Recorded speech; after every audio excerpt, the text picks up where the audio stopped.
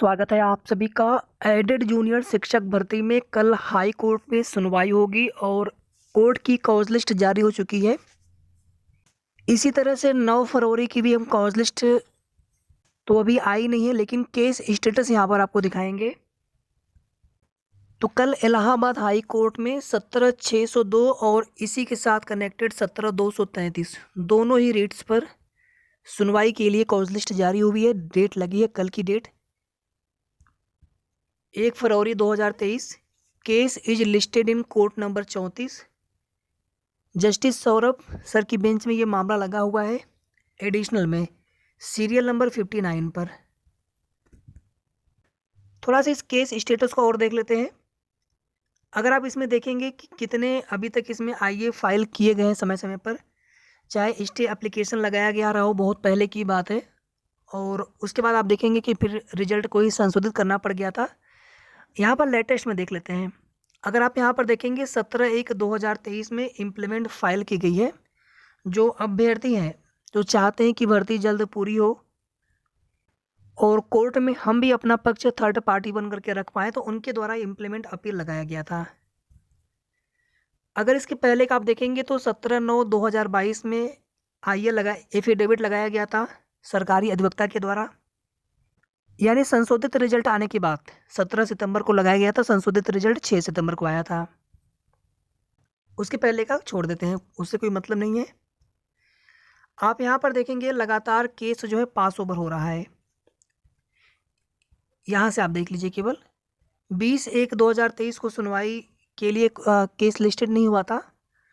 25 को लिस्टेड था, लेकिन केस पास ओवर हो गया था क्योंकि वहाँ पर कोई उपस्थित नहीं था सुनवाई कराने के लिए। इसके पहले भी केस लगातार पास ओवर हो रहा है और एक बार फिर से यहाँ पर मामला 1 फरवरी 2023 के लिए लिस्टेड है।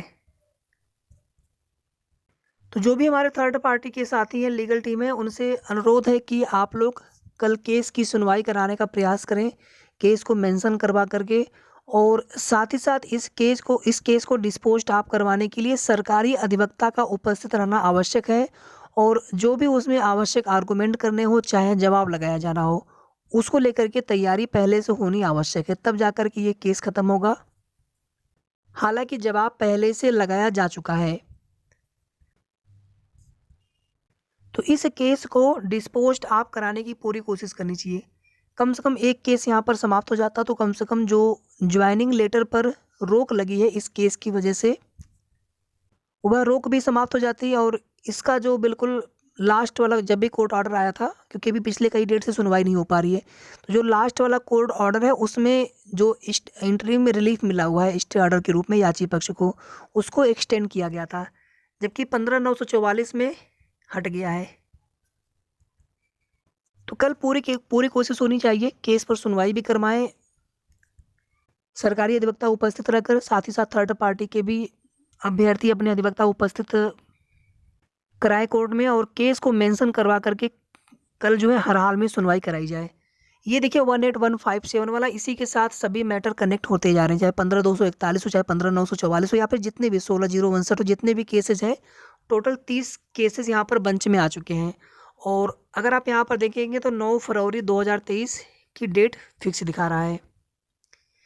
देखिए इसके पहले जो लास्ट सुनवाई हुई थी, ये बिल्कुल सच है कि उस दिन सुनवाई नहीं हो पा रही थी। बिल्कुल जज साहब उठने वाले थे, फिर वहाँ पर ये आग्रह किया गया कि सर इस तरह से मामला हमारा लगा हुआ है, सुनवाई होनी चाहिए। तो वहाँ पर देखेंगे जज साहब ने फाइनल हियरिंग के लिए बोला, सभी केसेस को बेंच में करने के लिए रजिस्ट्री को आदेश भी दिया, 20 डेज का समय भी दिया गया, ताकि सभी पक्ष अपनी तैयारी कर लें। बाद में कोई ये पक्ष ये ना बोले कि हमें और समय चाहिए या फिर हमें समय नहीं दिया गया तैयारी करने के लिए।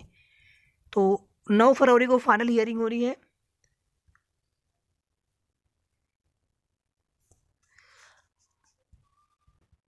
यहाँ पर देखिए जो आईए डिटेल्स, ये केवल 18/157 के लिए है, बाकी की आईए डिटेल्स यहाँ पर नहीं है।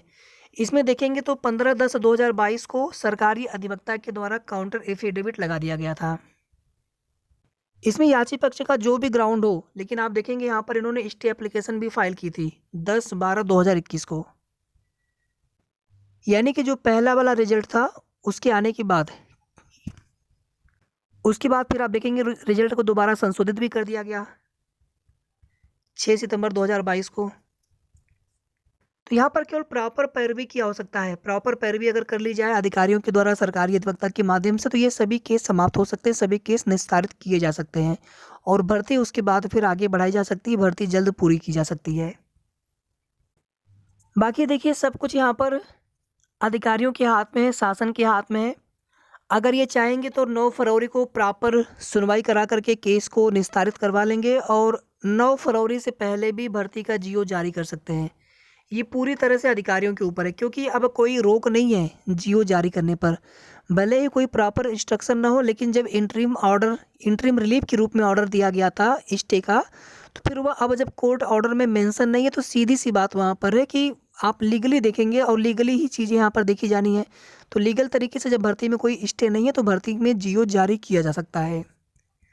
फिलहाल में कोई भी उम्मीद लगाना कहीं न कहीं अब इस भर्ती के लिए उचित नहीं होता है, क्योंकि पहले भी बहुत बार उम्मीद लगाई गई लेकिन हुआ कुछ नहीं।